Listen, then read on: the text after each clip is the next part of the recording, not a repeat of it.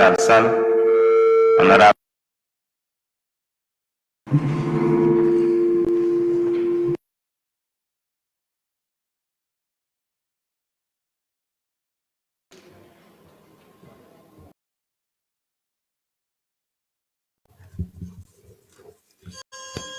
Je vous remercie, Monsieur le Président, Messieurs les ministres, honorables collègues. Monsieur le ministre des Finances, j'ai lu la loi de finances rectificative.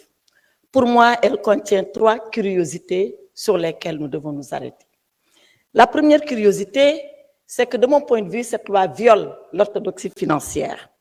Elle viole l'orthodoxie financière parce que le principe est que la loi de finances rectificative corrige la loi de finances initiale.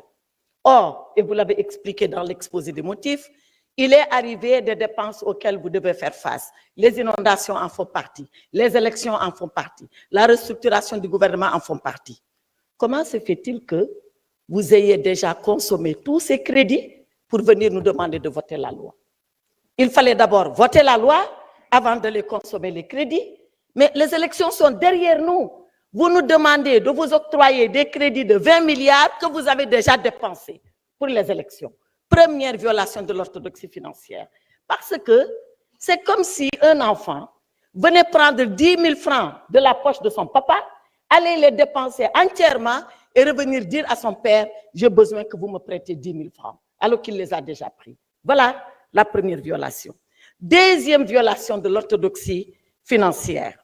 La loi de finances rectificative, de mon point de vue, et là aussi, vous l'avez expliqué, elle a été faite parce qu'il y a un resserrement des recettes, d'accord, une moins-value de 840 milliards, il y a un accroissement des dépenses, d'accord, un accroissement de 600 et quelques milliards, d'où un déficit de 1500 et quelques milliards.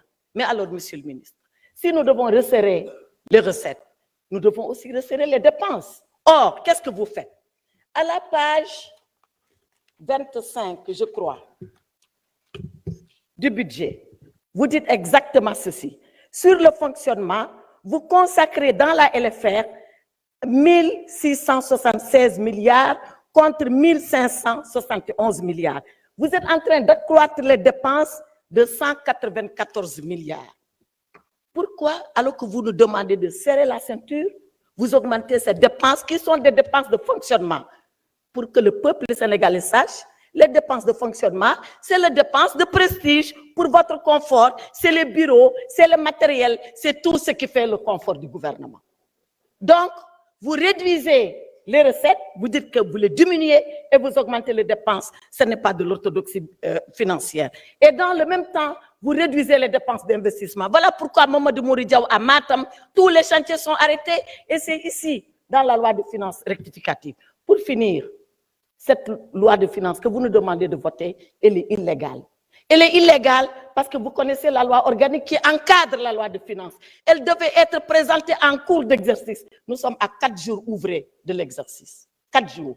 La loi de finances, ce n'est pas avant l'exercice, ce n'est pas à la clôture de l'exercice, c'est pendant l'exercice. Et un député l'a dit ici, depuis que vous avez été mis en place 9 mois, pourquoi c'est seulement maintenant que vous présentez la loi de finances? En dehors des inondations, tous les autres facteurs, vous les aviez en main.